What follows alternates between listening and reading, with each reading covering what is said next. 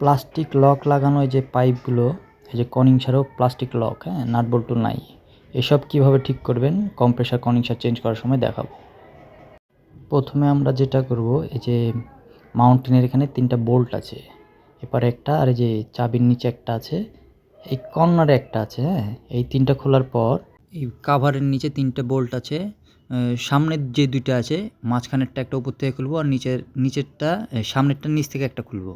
তার আগে hydraulic Jack দিয়ে ইঞ্জিনকে আগে আটকে নেবেন। 100-এর ফিটিংস দিয়ে এই পাইপগুলো ফিটিং করেছি ঝালাই করে, আর এখানে ডিসচার্জের নতুন ফিটিংস দিয়ে করেছি।